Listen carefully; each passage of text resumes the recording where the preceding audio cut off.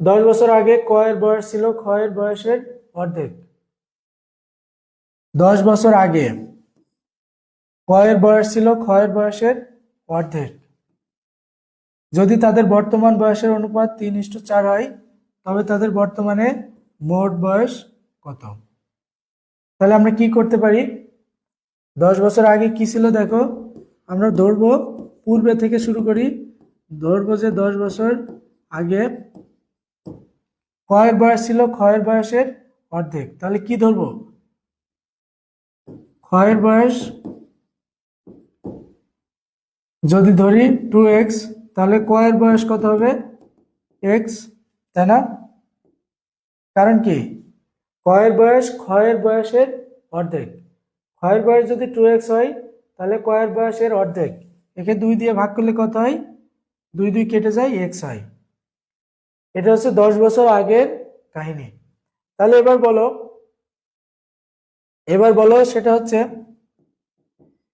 এবার বলো বর্তমানে তাদের বয়স কত হবে? 10 বছর আগে আমি ধরলাম 2x, তাহলে 10 বছর পর মানে বর্তমানে বয়স কত বলো তো? বর্তমানে এখানে লিখি, বর্তমানে ক্ষয়ের বয়স কত? বর্তমানে ক্ষয়ের বয়স 2x এর সাথে 10 যোগ হবে, আর কয়ের বয়স কত? x এর সাথে 10 যোগ হবে। এবার কি চেয়েছে দেখো, তাদের বয়সের অনুপাত 3:4। এখানে একটা বিষয় বোঝার আছে, সেটা হচ্ছে 3 কার? 3 হচ্ছে কয়ের আর 4 হচ্ছে ক্ষয়ের। তাহলে আমরা কি লিখব?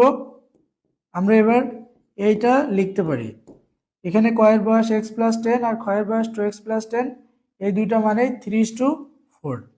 তার মানে x+10 is to 2x+10 সমান 3:4। এখান থেকে এবার x এর মানটা আমরা বের করার চেষ্টা করি, বা x+10/2x+10 সমান 3/4।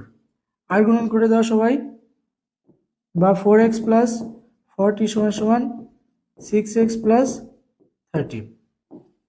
4xটা ওই পাশে নিয়ে যাও আর 30টা এই পাশে নিয়ে যাও, তাহলে কি হয়? 6x - 4x = 40 -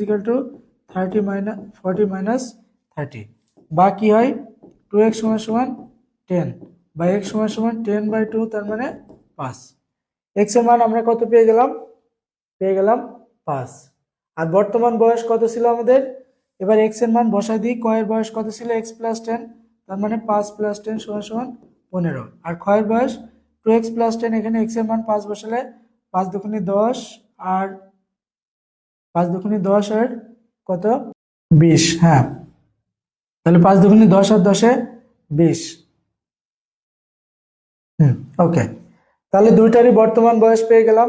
কয়ের বর্তমান বয়স 15 আর ক্ষয়ের বর্তমান বয়স 20 বছর। এখন চেয়েছি কি দেখো, বর্তমানে তাদের মোট বয়স কত? তাহলে এই দুইটা যোগফলই মোট কত? 15 আর 20 কত? 35। অ্যান্সার কত? খ নাম্বার 35।